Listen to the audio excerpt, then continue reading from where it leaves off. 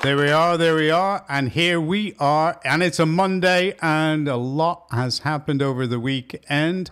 Let's bring this man on, AbFab, and Stats. Yes, I'm AbFab. He's Stats. You'll not be flabby, aren't you? Evening. This is an over 18s cast. Just remember, that was a death sign. For Mark. Sir, how are you? How was your weekend? Yeah, it was a weekend. Okay. It was hot, wasn't it? It was hot. Yeah. But have you found that even though it gets cooler outside, inside the property it still remains hot?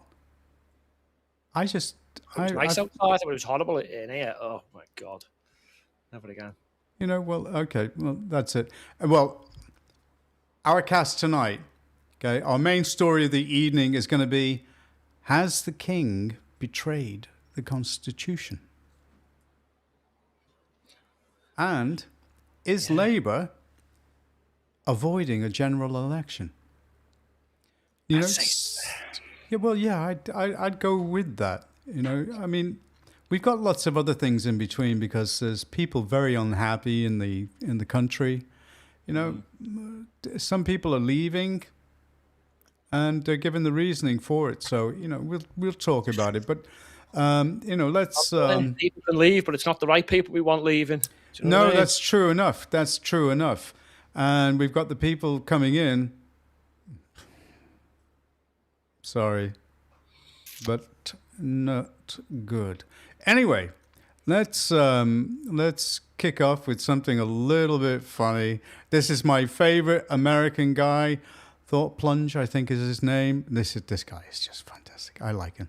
The insults are great. Are you the manager here? Yeah. May I please have your name? No. Can you spell it for me? N-O. Okay? Life is good! I'm sick and tired of you! But didn't you hear what I said? Yes! So... Yeah, I know you have a mental health issue! I do? Go get some help! It's because I think life is good, right? Yes! You go! You just don't know what to believe anymore. Do you believe in Satan? My cousin calls his wife Satan. Do you follow Satan? Yeah, I follow her on TikTok. She don't follow me back. Oh my God. Just want to let you know I keep myself in good shape. Doesn't make you a tough guy. But it does make me irresistible to your wife. Do you think you're free? Do I think I'm free? No, I know I'm not free. Why? What sort of things are you not free? Well, for starters, my wife is very controlling, so I'm not allowed to even tell you. Are you a friend of anybody here? You think I'd be friends with anybody who lives in here? Don't park in my neighborhood. How about I park on your lawn? Yeah, well, come on. It looks like shit anyway. Be there. Why don't you hire a landscaper and stop being cheap? Come on, let's go look at it. I'll give you my cousin's number. They call him the sod father. Just stay right there, you... The sod father. Oh, come on, crack a face. Okay. That is funny. I love this. This will probably make you smile. This is Crew Kern on Dr. No Mandate.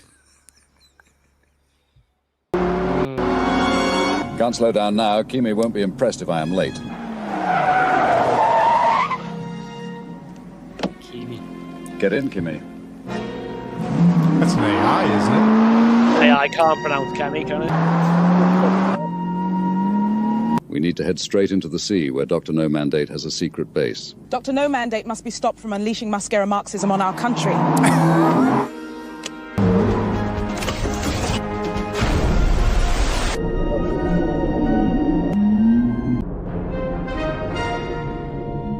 And there's the Lashkov, Dr. No Mandate's secret base.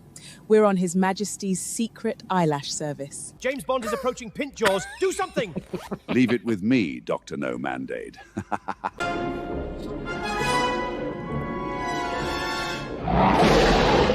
It's Pint Jaws, Dr. No Mandate's lover.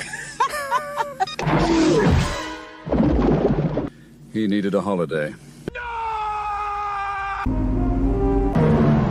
Dr. No Mandate, I presume? It doesn't matter. I have a mandate from the Labour Party. Time for a dinner date. How insult me in such a way? How dare they? No! Well done, Kemi. It was Kemi, wasn't it? It's Badenoch, Kemi Badenoch. Badenoch. Although, hey, don't talk about Badenoch. The Americans are going nuts. There are a few things that they've actually found out, and more of that later. Anyway, shopping conundrum.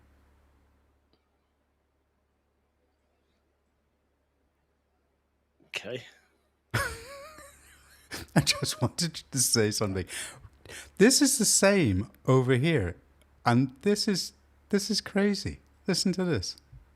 Let me get this straight. I can go to the store and buy a loaf of bread in a plastic bag, sliced meat in a plastic bag, cheese in a plastic bag, and chips and salsa in a plastic tub and a plastic bag. But when I go to check out, I can't have a plastic bag to take it home because it's bad for the environment. That's why we have to pay for them over here. I mean, everything is in plastic. So where is the common sense where they make you pay for the plastic bag in order to help the climate? Some stuff's meant to be recyclable plastic, though, isn't it? But when you look into it, a lot of it gets rejected. So a lot of what you think you're taking your time to recycle doesn't get recycled. I know. You just, it beggars belief, to be honest with you, because the truth is never actually... Oh, I should do it like Sully and say, the truth is out there. Just for now, like, it is. It is for now until the Labour Party get the way with it. Oh my God! Don't talk. Do you know what? They are trying to hide so much. I mean, did you see our friend Justin? Did you see that? I try not to. I've got Matters fatigue. It's been around for too long. About time you step down, Justin, because, I mean, let's face it, you don't want to be getting beaten by right-wingers in an election, do you? Hey. No. That's right. But he came on to explain why he switched off his comments. And it's obvious, isn't it? Oh, well, some of the words that were being utilized, they all involve the word cock. Well, don't blame the comments. There's a theme, Justin, is there not? Well, that's it. But then afterwards, I believe he switched his comments off again. I don't know. I'm going to go out and check it. But didn't we challenge Justin to a public debate some while ago? We challenged everyone, have we not? And they either say, "Oh, we've got no legal right to talk to you," or they just ignore you. Wow. He'd need a laptop with him anyway, so he can copy and paste stuff for his replies and his debate. So, do you know I've been up against Justin in the past in debates, and he lost every single one of them. You know, they were quite funny actually because he switched the audience off, did he? Did he switch you off? Sorry, you can't respond. Blocked. No, it was just so funny because he put his notes on his pedestal, and I walked right across and looked at them. You mean is that the stuff he copied and pasted off the website? And he couldn't say anything. There was nothing he could do. You know, free world, free country, free thought. Well, so far, so good. Anyway. Where was the justice in that? Where was the justice? Well, there is soft justice in Britain. Things could not get any worse in this country. The Labour government has just found a way because it has decided that the one... This is a visit, just to remind everybody. One thing Britain desperately needs is waves of killers, rapists and violent criminals being released right back onto our streets. This is soft justice Britain under Keir Starmer and David Lammy. The most dangerous offenders, people jailed for more than a decade, are now being lined up for early release just to free up a few prison places. Hundreds of serious criminals could walk free, potentially on the same day. 6,000 in total, starting as early as September. Now, he's going. I wonder if Andy is going to continue that policy. He's hardly going to reverse much, is he? Well, he doesn't know too much, does he? Because he was hoping that Keir was going to stay on until September. Listening to bits of his, I call it a speech today, just a big left-o-babble word salad nonsense. I still don't know what he's going to do you? Well, what's all this about bringing number 10 to the north? What's all that about? Hope. He's just another Zach Polanski with his buzzwords. Hope. Yeah, we're going to bring number 10 to the north. What does it mean? It means Manchesterism. And what does that mean? I'm not even sure he knows. Well, if you watch some of the vids of what's going on in Manchester in the parks and stuff like that, you'd be thinking, can't wait. Yeah. Piccadilly Gardens and that, where there's crackheads everywhere. And absolutely. And, it's going to be amazing, isn't it? Can we have that in all our towns and cities, please, Mr. Hamburn? Let's call him Hamburn now. Hamburn. Well, tell me something. Let's see what he's going to do for people like this. I mean, listen to this. This is heartbreaking. For anyone, is he? Yeah. Apart from the trans Section kids. 8 by my landlord, so I have to leave my house with my 3 children. I can't afford it anywhere. I've looked everywhere and there's no property available. I've been to my council. They can't help me financially or in any way, shape or form. I basically have to wait for bailiffs to come and evict me and my children and throw me off the street. How many children, Billy? 3. 3 children, right. Okay. Right. You need 5 However, or 6. if I try to claim asylum and I watched all the tests and everything, and they said, okay, sorry, we can't help you, but have 40k. How is that fair? I've worked since I was 16 years old. I'm going to be homeless with my children. It's not fair. And this is why the country is getting so angry. And everybody's called racist, but we're not racist. We just want to be looked after. Now, that's not too much to ask, is it? Considering what they are giving out. And they're lying about it, and they're trying to make it so that you are not free to express your thoughts about it. They are bringing in so many different things, different legislation, which they're sneaking it in. I mean, James Cleverly was complaining that they were trying to sneak something in last Friday about the barracks, putting them in the barracks and things like that. And you just, there is something desperately, desperately wrong about these people. And I don't think that they can sell anything. There's nothing that Burnham has got. I mean, ask this lady. Has anyone left the UK and actually regretted it, or is everybody just living their absolute best life? Because I think today is going to be the day that I book one-way tickets for me and the kids and get the hell out of this fucking hellhole of a country. Like, we would be here all day if I was to start going into how bad things have become and what this place is now, and I just can't do that right now. I'm honestly defeated with everything, and I just think leaving is the safest option, the more sensible option, and just a better option. Like, there's got to be better out there. Like, it can't be this. This cannot be it for the rest of my life. For the rest of my kids' life, it can't be. I refuse to believe that this is as good as it gets. Now, there's somebody without any hope. So what's Andy Burnham going to do for a young lady like that with children? Probably nothing. John, let's face it, we're probably going to, well, if you listen to the experts, probably going to be civil unrest and mass depression, maybe. I cannot get across how many, in the research, how many different videos I come across, and you come across, with a similar theme to them about what it is like to live in this country.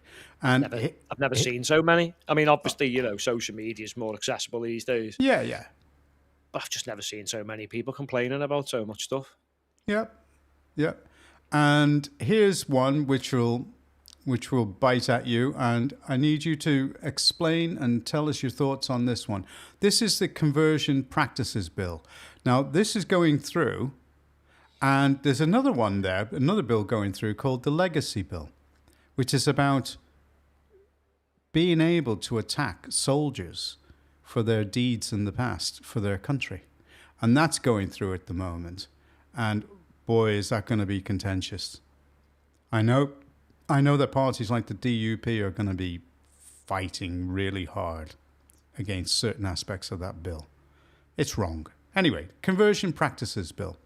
And then please explain it, Mark. Under landmark new proposals, parents, teachers and doctors could face up to 5 years in prison if they are found to have engaged in conversion practices relating to transgender identity or treatment. Campaigners argue that the draft conversion practices bill could risk criminalising conversations, with concerns it may penalise parents and teachers for discussing or questioning a child's decision to pursue gender-related medical treatment. Well, joining me now to discuss this is the barrister Dennis Kavanagh. Welcome to the show. Thank you very much. Dennis, this bill has been around for a long time, since sort of Theresa May days. Yeah. It's now actually getting closer to reality. Yeah, it's terrifying. This could be Labour's Section 28, Josh. This is pure Stonewall law. Clause 1 of the bill is one of the widest clauses I've seen in a criminal statute. It says a person is guilty if they engage in any conduct, just any conduct at all, not abusive conduct. Ministers have been lying about this and saying, oh, it has to be abusive. Clause 1 doesn't say that. Any conduct if they have an intention of changing what the bill calls a transgender identity. And the minister who promoted this bill, Olivia Bailey, who posted a picture... Is it them lying, or is it them just not understanding their own bill? Who knows? Who knows? I think the ministers are trying to put a spin on it to make out that it'll only catch abusive practices. Go ahead, Mark. Go ahead. We just had a comment from a Paul Morby. He doesn't like what we're doing, so he must be an ultra lefty. He doesn't like what we're doing? Why? What's he saying? Oh, he's just saying what utter this is. Well, Paul, you've got to be... You're entitled to your opinion, okay? Yeah. But let's see what you're doing. Yeah. In the words of a wise man, Alex Belfield, everyone's entitled to an opinion. Although opinions are like... arseholes, everyone's got one. The majority of them stink. So, yeah, you have your opinion, mate. And you go and do your podcast, do your thing. Yeah, so let's see yours. We'll do us. And if carry you don't like on, it, yeah. You don't have to watch us, mate, do you? Why have you even clicked it? Yeah. I bet you're still watching now, though, aren't you? Because you can't get enough. Yeah. You just can't get enough. And I'll be back next week as well. We need to moan because he really doesn't like it, but he still watches. Anyway, Indeed. Moving on. I haven't got time to worry about Paul. Okay, conversion practices bill. Go ahead. I think he's just summed it up pretty well, in my opinion. This is just the ideologues I find to, I don't know, trans our kids into trans people, whatever that is, dogs, cats, llamas, or the moon. But if we don't want that, we go to prison. So here's a scenario. If a kid feels like they are trans, whatever that's meant to mean, yeah, but they don't want to be trans, do they have no choice? Wow. What if someone feels gay, John, but doesn't want to be gay? And if they openly say they don't want to be gay, will they be sent to prison for trying to convert themselves back to straight? Honestly, John, we're here again, aren't we, with these nonsensical, absolute morons making these nonsensical laws. That just How do these people get in a position where they're able to put in this absolute crap? How, I mean, this is legislation. Yeah, morons were voted in by morons. Probably only because we were sick of the other morons this time round. But I mean, then it makes a mockery of, well, what about their beloved Article 8? All the human rights nonsense for a private life. So you're telling me now, if you don't agree to call your son or daughter or non-binary, whatever you want to call them, cat or whatever, if you don't want to use the stupid pronouns, if you call them stupid pronouns, does that mean you're going to jail? Does it? Yeah. Like I don't really get this. Article 8 stops rapists and nonces from being sent back to the shitholes they come from. Yeah. Yeah, it's going to be irrelevant for this then, is it? Apparently, yeah. Is that what they're saying? Yeah. I swear to God, if we ever get a sniff of power, anyone with any actual decency needs to, I don't know, make the people who are attempting this and these mass trials on children with puberty blockers, you've got to put them in prison. And even that's too good for them, to be honest, John. There needs to be accountability, without a shadow of a doubt, Well, we'll get to that, how to fix the accountability issue when we hit another issue with the king. But we've got to do something. Yeah. Something's got to be done, mate. Maybe Okay. Paul's got an idea how to fix it, seeing as he's Mr. Know-it-all. You still Oh, there, yeah. Paul? Bet you're still there watching, aren't you? Okay. Get a grip and get lost. Get a grip. Get a grip. Well, give us some Okay. nasty comments we can thrive off. Yeah. Well, here's Go on, one for go him. Free speech on Islam. Dark day for the UK. Labour have made a move that doesn't just undermine free speech, it entirely removes it in an unprecedented way. The only chance of Islam reforming was through scrutiny, debate and pressure from the government, and now Labour have made even having this conversation potentially unlawful. Using this definition, prejudicial stereotyping of Muslims and treating them as a collective group defined by fixed and negative characteristics, with the intention of encouraging hatred against them irrespective of their actual opinions, beliefs or actions as individuals. It has removed the ability to not just robustly debate Islam, but even criticise individual Muslims irrelevant of their behaviour. This unbelievably clever wording means any negative view of Islam, or indeed individual Muslims, can now be silenced as stereotyping from a place of prejudice and make any criticism of Islamic ideology illegal, as it would be treating Muslims as a collective. I've been working all day to find a way round, and there is none. As if those thresholds fail, there is always the possibility of being seen to be encouraging hate, as it is impossible to prove that wasn't your intention, as it is entirely in the eyes of someone else. Indeed. It is now impossible to, even in a respectful or intellectual manner, discuss any negative aspect of Islamic ideology or behaviour of any Muslim without the risk of persecution. This is a stance I never thought Labour would go as far as implementing, and especially while singling out only Islam. I just cannot get it. And this is Islam in plain view. And, you're the... Can I have one before you do? Yeah, please. Yeah, go ahead. Before you do. No, we're actually protected to criticise a religion. And in my opinion, I think it's illogical dog water. And that's based on their scripture, not me. I just read things and go, what? Well, that makes no sense. Well, that's dangerous. Well, that's homophobic. Well, that's anti this religion, that religion, and anti this group of people, and anti women. I'm not for beating my wife or raping her. I'm not married, but beating a wife, raping a wife. I'm not going to beat a child, so he prays. I'm not going to marry a child. No. Are you? No. You know what I mean? What was the age of the little girl that he So married? we can't agree with absolute insanity, otherwise we're criminals. What was the age of the girl that he married? What was the age of the girl? Yeah. Oh, she was 6, mate. 6. And then he consummated that when she was 9. Right. Their books, not mine. I didn't write it. Got them on a shelf here. Ugh. Well, here's that guy Chowdhury, giving out Islam in plain view. So if anybody wants to disagree with what's being said, if Labour are going to be setting up laws to protect Islam, this is what they're about. Well, they can't Lies is Muslims to take the authority away from the people who have it and implement the Sharia. Now I hope that can come in a very peaceful way. I hope that we can do that in a way, where there's no bloodshed. Yeah, if the Muslims have authority and they have the ability to remove oppression, they must remove the oppression. So we believe man-made law is oppression because they are implementing non-Islamic law, violating their own sanctity. No, I think there are two types of jihad in which people are engaging in today. One is the jihad of the word, and the other is jihad of the sword.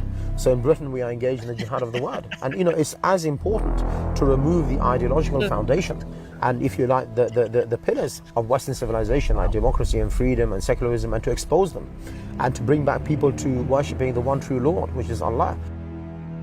Yes, the one true Lord Allah, who was invented by a illiterate goat herder 1400 years ago. That's it. That one. But by the way, before he did, he was repeatedly tried to throw himself off a mountain and commit suicide, and then said an angel told him to go in a cave and read something he couldn't read. And then out came the plagiarism of all the other religious books with some extra weird stuff added to it. Not man-made in the slightest, eh? So if these people get to take over our country, that's the mentality? That and they're being voted in? That kind of mentality? Well, when we touch on the king a bit later, it could be a little bit worse than just being voted in. But yes, that's what we've got to look forward to, John. here's the things that I'm sure there's some financial aspects to some of this, but here's something that I came across, and this is Beaumont Hospital in Dublin.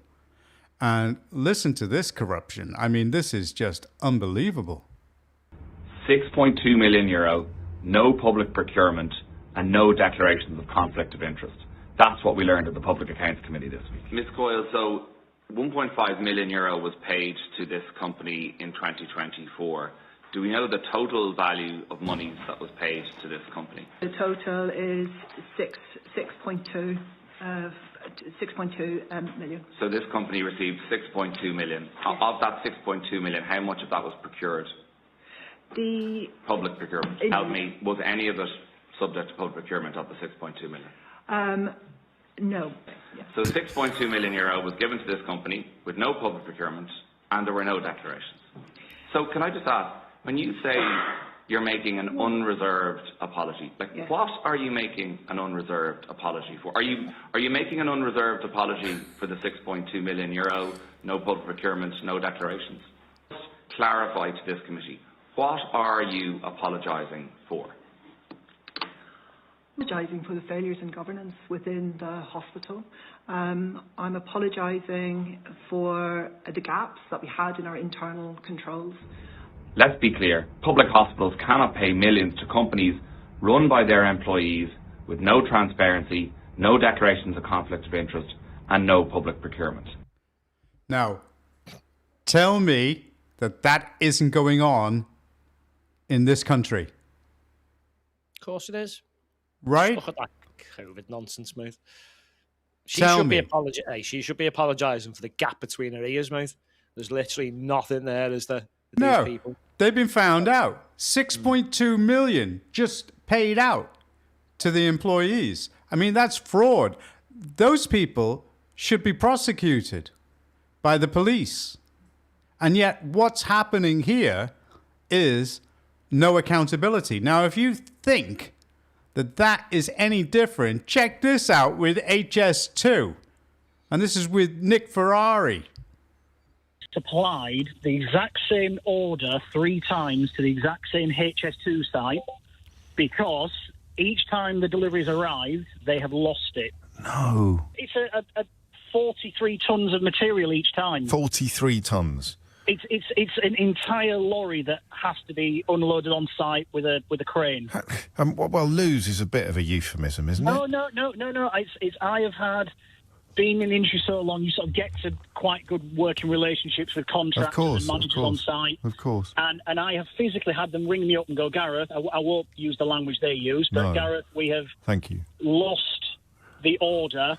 Can you take my company card details and can you do another 25 grand and can you send it out again? We've lost it. Lost it. How do you think they can lose something so enormous, mate? Because there's, again, being on these sites and sitting in It'd be put down meetings. somewhere over there and that he's gone off on another job. And another contractor's wanted to nick a little bit of it for his job. Yeah, and then yeah. A bit's got damaged and we've sent some to another site but we've not told anyone. Is there any surprise it's billions over budget? Because the wastage is phenomenal. Because nobody's ass is on the line. No accountability. It's public money. No accountability. And that's been the theme for years, hasn't it? Every time we've done these podcasts, it's the reason it carries on. You know, it beggars belief that nobody ever gets done for this if it's anything to do with the government, anything to do with public money. It's just everybody just runs for the hills and there is no accountability. And so we're experiencing something very similar and we're about to, I keep on saying this, but we are going to out them. I mean, we're talking about a sum here of 3 million that was spent on a building that never was. And nobody knows. And now they want to bring in somebody from the outside to actually mark their own homework. It's just incredible. Okay? Well, message for all you Mr. Creosotes out there, okay? Ain't gonna happen, okay? And get the message. to HQ, right, in London, ain't going to happen.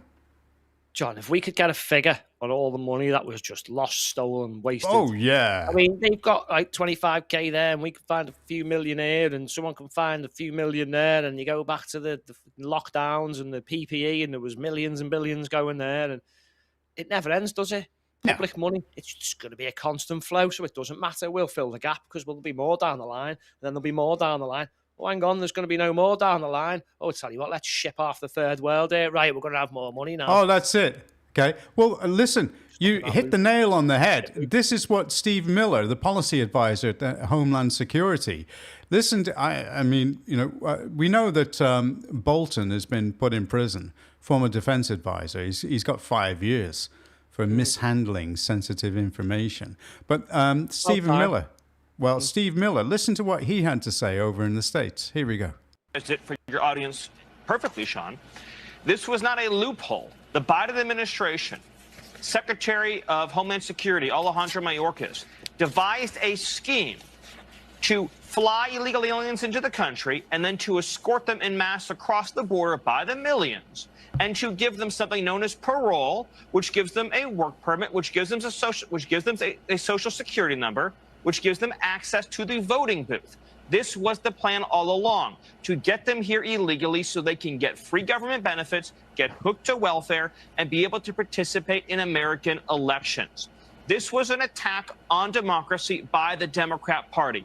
It's the same attack that we see, Sean, when you have California, a sanctuary state, that is refusing to turn over even illegal alien criminals and gang members to ICE. So these are illegal aliens in California who have been arrested by California police, by California law enforcement for serious crimes, for crimes against children, for felonies, for crimes that threaten public safety, and they are refusing to hand these criminal illegal aliens over to ICE. Instead, they're freeing them back into the cities to offend and offend again.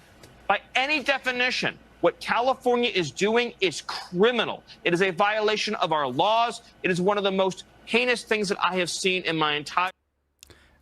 Anybody see any likeness to what's going on in this country?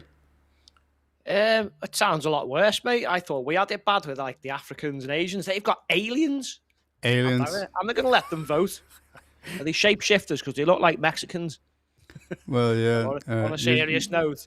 You're talking Men in Black here, aren't you? Yeah. Okay. The amount of people going through their border while Biden was in was just astronomical. You know, I mean, it is bad. And to kick you off, okay, because we've got that. One more before you do. Yeah, go on. One last before you do. Imagine if we didn't have the channel. Oh, my God.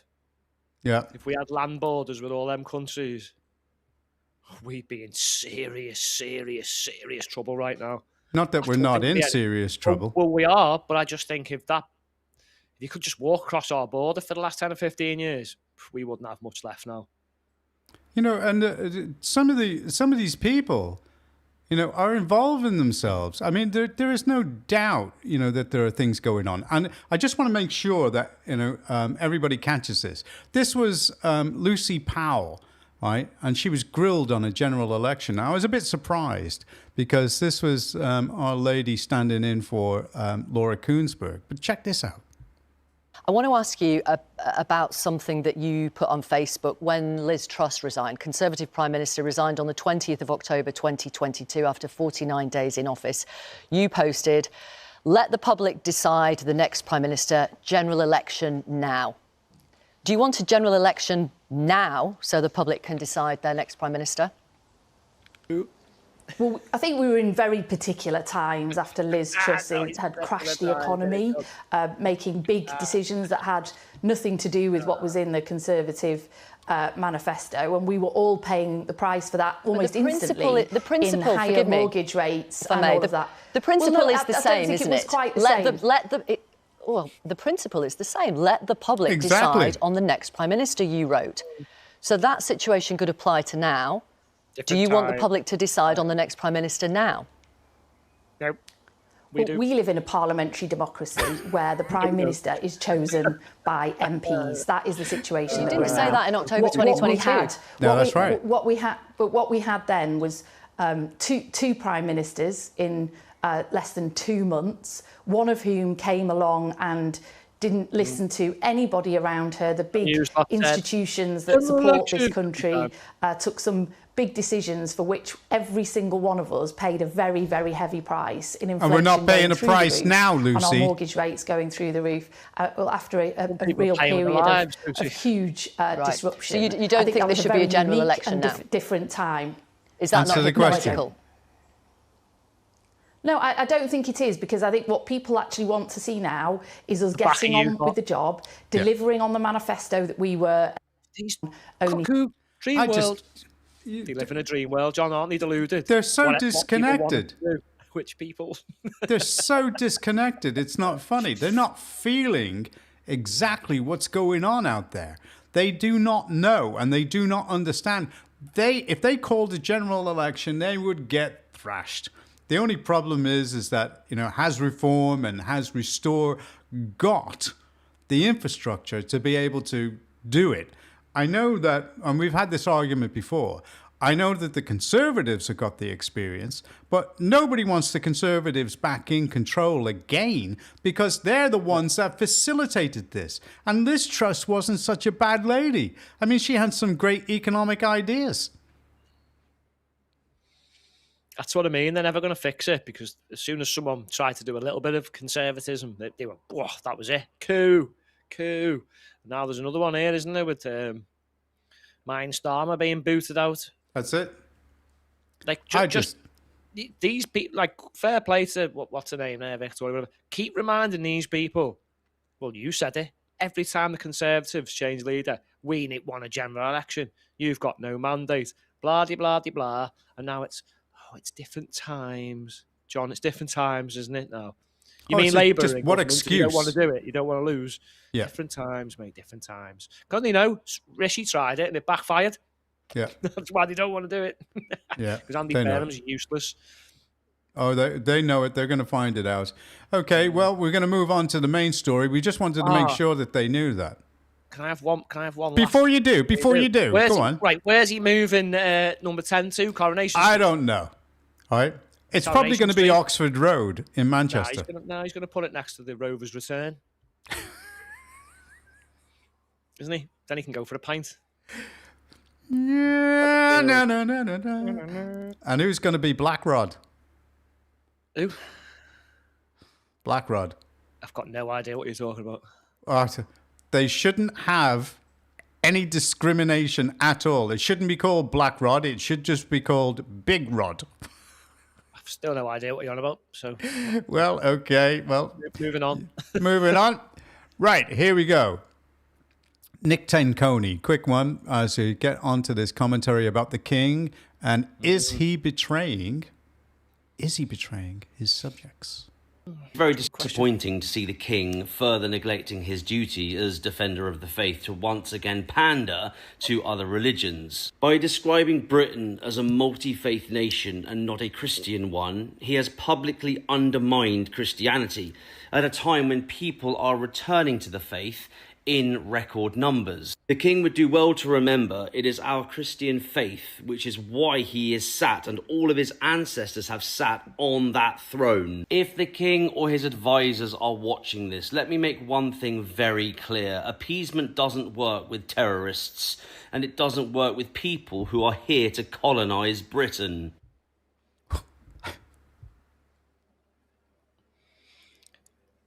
In my opinion, John, I think it's so much worse than this, but... Yeah, well, move it on. There's another commentary here, quick one for you, and this is from Our Lady. The defender of Islam and the field mouse has struck again. She's but I'm harder. afraid, King Charles in the palace, you thought you slipped this change into the sovereign grant document and we wouldn't notice. But I miss nothing. And insiders, I am giving you the story that Palace Confidential won't. We are getting into the sneaky, dirty little PR move that the palace have pulled. And I'm afraid to say it affects every single one of us. Well, she isn't mincing her words, is she? No. Maybe like us, we've actually looked at it. Okay. Well, can we go into your research, please, sir?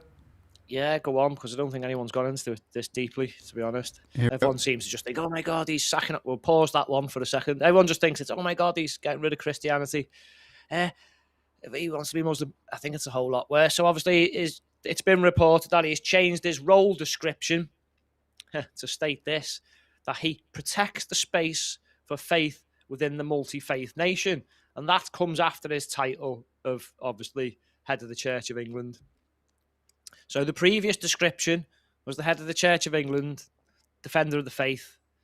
Well, actually, it was governor, but I'll come to that in a minute. This was actually first given to him by to the Henry VIII by the Pope. So this is how far this goes back. And then you've got Acts of Supremacy in 1534, which also said head of the Church of England. You've got the Acts of Supremacy 1559. That was Elizabeth I. Oh, she changed from supreme head to supreme governor just to avoid some theological controversy. So the wording's changed in the past, but this is something different. They've invented a title. So if you just go to the next screen, and you'll actually see next screenshot, and you'll see what we mean. Coming up. So if we just pause that one. So they've put this down as one of his official duties as head of state. Now they're normally statutory, constitutional duties. So you can see there where he's put His Majesty as Supreme Governor of the Church of England.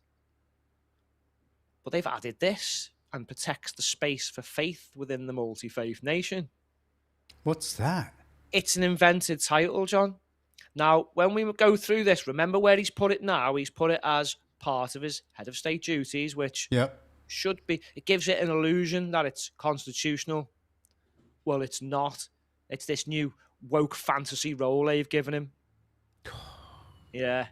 Who is they? We'll come to that in a minute. So we'll have a little look at the next screenshot. And we'll have a look at this fantasy role he's invented. So there you go. If you can pause that one, that'll be great. Look at this. So there's his head of state, this head of Commonwealth. Nowhere under head of state does it say he's this new fantasy woke role. No. There's a whole new role there, John. Supporting His Majesty's official duties as head of the nation now, apparently. Head of the nation. So that's national unity. Oh, I'm going to be sick. Give me a bucket. Serving as a symbol of national unity, really, identity and pride to strengthen their country's social fabric and cohesion. What the hell does that mean? What does that mean? That's a very, very good question, John, isn't it, really? Including key moments in our national life. What? National unity. We already had national unity, Mark. Yeah, and engaging with communities, religions and faiths across the UK. It's all dressed up in corporate speak, but we know what he means. See, the argument with this, John, is it's meant to be just a change of role, but really, no, in my opinion, this changes his coronation oath, which in reality hasn't been changed by an Act of Parliament, has it? No. And I'd argue, according to the Bill of Rights, which repeatedly states these duties are forever, it can't be changed. So this, in my opinion, is a personal choice, not a statutory one at all. Okay, here's Simon Ogden who's commented, and this is what he's saying. He's calling him the globalist king. Well, he could be the Fabian globalist king. So as I say, I think this is... Thanks for that, Simon. Thanks very much. Simon. Good comment. This is a personal choice, as I say, not statutory. The functions behind the titles established in the Bill of Rights and the Coronation Oath, right? Nowhere does that say in our Constitution anything about this multi-faith nonsense. They're the functions that they explain. So if we go to the actual Coronation Oath, we'll look at some of the wording, and you can pause it on the next screenshot. Okay, here we go. This is interesting. Oh, hang on, before we do, look at how much time he's taken now for this new role. Look at that. He's bragging about what he's done. Probably more time than the head of the Commonwealth, if you add all that together, isn't it? God. So a very important role he's just invented. So, sorry, the next screenshot will be the Coronation Oath. And then just look at the language of it. As I say, it doesn't say defender of the faith or head of the church. You can pause that one. In these just explain the role, you see. So there it is. Will you to the utmost of your power, maintain the laws of God and true profession of the gospel and the Protestant reformed religion established by law. Doesn't mention other faiths. Quite the opposite by the sound of that, wouldn't you say, John? Yep. So that leads me to thinking he's doing the opposite of his constitutional duty, and we've just seen he's spending a lot of time there doing it. So if we move to the next one, we'll have a look at what the Bill of Rights, which was explicitly written to stop monarchs from rewriting their own job descriptions. You can let it play and stop it on the next. I'll stop it on that one. So rather than showing the Bill of Rights, I've summarised it. So it was to protect the independence of the English crown. So examples where foreign religious authority was seen as a threat to national sovereignty. Yeah. So there's a supremacy clause in the Bill of Rights. Mostly it was to do with Catholicism and to stop the Pope from deposing monarchs, and then people could murder them. Yeah. But it's also swear that no foreign ruler, religious leader, church or state has any authority over religion in England. None of those listed have any jurisdiction, power, superiority, any of that stuff inside of England. Now, do we think he's trying to change this, do we, John? Well, yeah, because we can see with the introduction of laws to protect other religions. Yeah. That's Parliament working hand in hand. Yeah. Well, we'll come to that bit in a minute. We'll play the next screenshot because, again, it sounds like he's doing the opposite. Maybe we'll pause that one. There you go. So, limitation of the crown. So it was literally limited to Protestant heirs. So he should go no further, should he, than that, really? Really? But then the worrying thing is, 2013, the reforms there, that made it, you can marry a Catholic. So what will these changes, do you think there's going to be more? There will, won't there? Yeah, what do you think absolutely. they're going to lead to? No limitation. Well, we know he's a Muslim, don't we? Well, we suspect he is. We suspect, yeah. So without any limitation on the crown, what does that tell you, John? This is dangerous. Yeah, absolutely. Isn't it? Very dangerous. So, again, if you look through the Bill of Rights, not just Parliament, but it was down to the King, Queen, whoever it may be, was tasked with securing the future of the kingdom. And it was, with the monarch's consent, Parliament was to make these provisions, meaning pass law and reform to ensure that religion, at the time that was Protestantism, laws and liberties would be properly settled and protected so they could not be undermined again. Now, what do people think? Do we think he's trying to undermine them with this? Oh, definitely, definitely. If he's agreeing to this and saying these words, yeah, he's aiding and abetting. This isn't an absolute monarchy, or is it now? Because that was the whole point of the Bill of Rights, the Glorious Revolution, the Coronation Oath. Well, it was the Declaration of Rights at first, which was then put into statute as the Bill of Rights.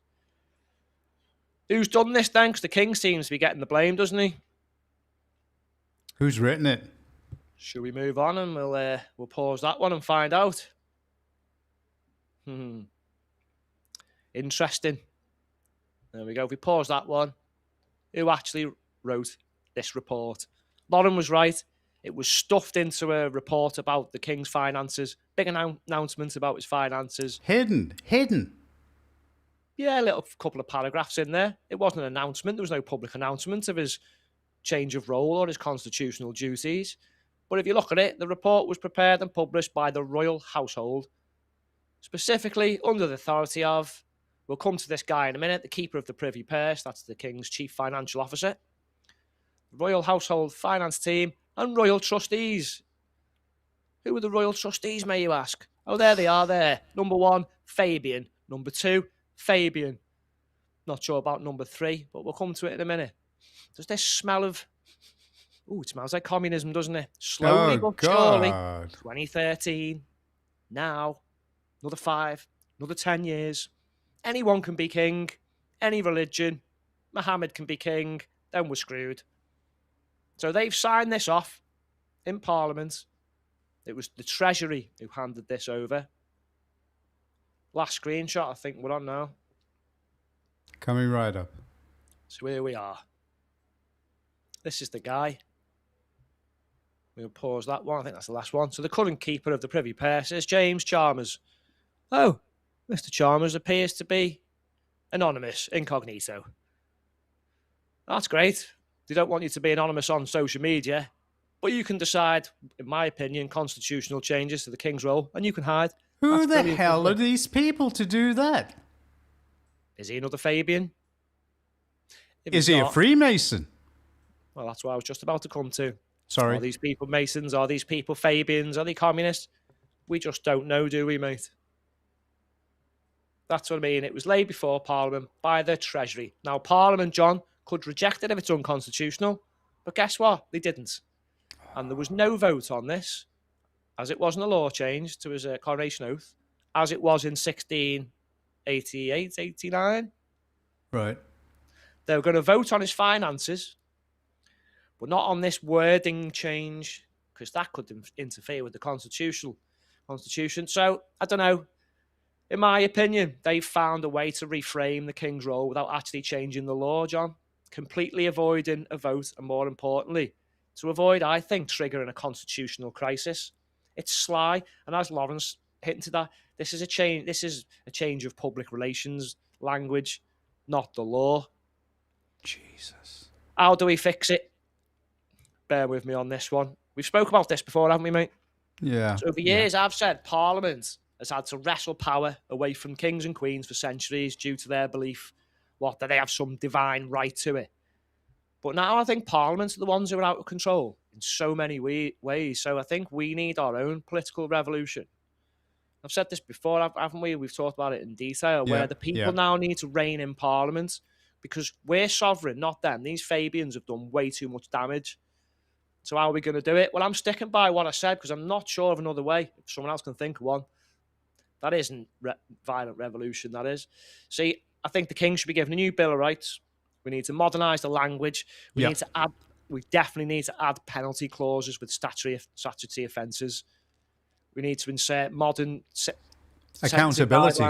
Yeah, we need modern sentencing guidelines, similar to what they did with the human rights legislation. Yep. So it's possible. And then you're going to have statutory duties such as making it unlawful for any public authority or person to act incompatibly with the Bill of Rights. And what we do is we tie politicians, judges, teachers, all of them into it via new oaths so they can all be held accountable. Especially the police. Definitely. Well, this is where I'm coming to. So we need mechanisms for victims. So you could think of like the grooming gangs. So they can bring legal proceedings against public authorities and officials. We need proper accountability, perhaps new constitutional courts. Yeah. Also, remove all the damaging legislation the Fabians have introduced and make a new clause to ban that from ever happening again. And this is the clincher. If the king gets given this new Bill of Rights and he refuses to do his job, you got him. Then I think a second lot of legislation needs to go in that removes the monarchy altogether. Yeah. And if he refuses to enact that, then we know it's now an absolute monarchy. So then it's lawful rebellion, which I think should be added to a new Bill of Rights anyway, because the king will have failed it with his duty of redress and remedy. You're talking about the legal right to lawful rebellion. Yeah. Yeah. Because either way, he's surrendered his powers. He'll need to be removed. We can have referendums on stuff going forward, whether you want religion in the Bill of Rights or whatever. I mean, it's a tough one. So I don't know. I just want to ask people what do they think? Is this just a simple change of wording to some multicultural? No, I don't think so. Nonsense, or have they got another agenda, or is this something more sinister, like another attack on England, its constitution, its culture? You know, well, it's an attack on its people. Slowly but surely, these Fabians are chipping away at us again, aren't they, John? Well, it could be a combination of Fabians and Freemasons. I mean, because a lot of people commented on that handshake between Andy Burnham and the Speaker. A lot of people noticed it. You know, and it makes you sit back and think, what's going on there? We've really got to fix this. This needs sorting, or we're all going to hell in a handbasket, whoever wins an election. Yeah. And the experts are saying civil unrest could be looming. We've got to find a way out of this. I don't know what people think. Well, they're trying every which way to suppress people and their opinion. And there are so many unhappy people in this country. And it's supposed, well, as that young lady said earlier on, is this it? You know, is this all I can hope for? To live like this? If someone's brave enough to come in and make these changes, I don't hear Farage saying it. I hear Rupert Lowe saying fix the constitution, reverse the Fabian stuff, but does he understand how deep we have to go with this? Yeah. I mean, but then again, will all this become, if we did that, will that all become meaningless in hundreds of years? Perhaps maybe it's evolution. Or perhaps, John, that just this whole constitution, this whole thing's a farce, and it's never going to work, mate. So I don't know, what would everyone think? Would they fix it? I mean, what other options do we have? I believe, John, this is one of the worst sleights of hand they've attempted so far. It's sly. It's like deceitful. It's like the EU treaties. They slipped past the Queen, or whether she realised or not what she was doing. It's like the Firearms Act, which has took away our constitutional right for Protestants to be armed. It's like the softening of the Lord Chancellor now. So it's the Supreme Court making the decisions now, not the Parliament should be the top authority there. Well, that was Blair, wasn't it? Yeah, the Quangos now removing the decision-making from Parliament. And the King and the people. The judiciary. I mean, they're all conspiring. Yeah. They're all conspiring. They're all there. And you're right. It needs that absolute change, you know, and it needs to dig down deep, because the people of this country they're so fed up. I'm even thinking, you know, and this will lighten things up a little bit. I'm even thinking, you know, that, you know, we should all like disappear to Canada or the US. And, you know, I heard that because of Carney being in, okay, I'd have to do some pretty crazy things. So I was speaking to some Canadian friends, and I told them, I said, would it get me any further up the list if I identify as a woman who happens to be a lesbian and a cross-dresser? And they're like, well, we think something might happen that might do something for your list. I mean, because to all external appearance, I would still be me.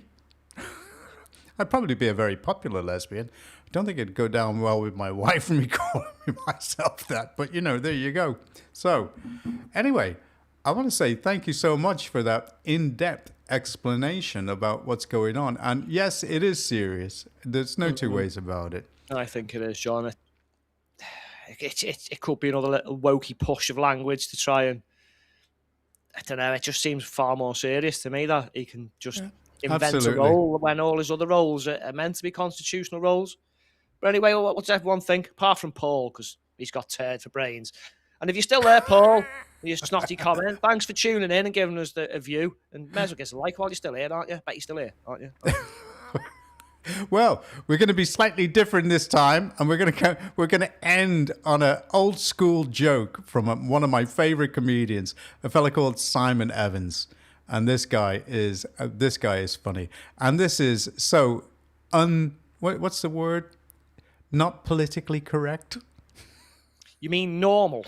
Yes. That's like it used to be, where people just spoke stuff and it was normal. Then all of a sudden someone went, oh, you can't say that. That's not politically correct. Well, people are still saying it, and I'm like, shut up. Everybody, thank you so much, for tuning in, everybody. And thank you for the comments, the likes, and the other things. You'd be pleased to know that a lot of the stuff that we spin off the show does extremely well. I mean, we're talking like sort of, you know, right up to 500,000 shares on some of the stuff that we do. So thank you so much. It's greatly, greatly appreciated. And here it is. We're going to end on this. And this is Old School Comedy with Simon Evans. Here we go. Yeah, thanks for tuning in. 3 men. Being mean. An Englishman, a Welshman, and a Pakistani. Yes, weren't expecting that, were you? That's my favourite bit of the joke, to be honest. The tension, which is suddenly palpable in the room when I mention the third member of that little gathering. I will mention the chap who told me this joke. I didn't know him terribly well. He had already uttered the immortal phrase, "Some of my best friends are black," which is rarely a sign of an untroubled conscience. And I did have to point out to him that Labradors don't count. But as it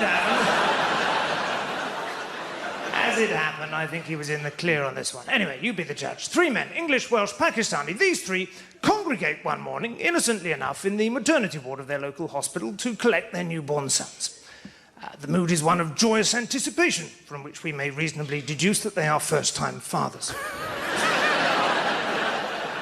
With a note of bitterness there for serial parents. However, this mood, fragile as it is shattered prematurely when they are informed by the doctor in charge, or more likely some sort of middle management lackey who is siphoning funds away from frontline services, but be that as it may, they are informed that there has been a bit of a mix-up at the hospital, and he can no longer say with any certainty whose son is whose. Now, you or I in this situation, I imagine, would probably return home and inform our legal representatives and begin a costly and time-consuming but ultimately profitable suit against this hospital for gross professional misconduct. At the very least, you would demand a DNA test be conducted in order to establish paternity. But this being a joke, the three men agree to sort it out between them. The Englishman goes in first, as is his right. According to strict alphabetical order, at the very least, let us say. The Englishman goes in first and emerges a moment later with what is quite clearly, even to the medically untrained eye, the Pakistani child. The Pakistani gentleman says as much, and the Englishman says, well, I'm sorry, mate, but one of those two in there is Welsh, and I'm not taking any chances.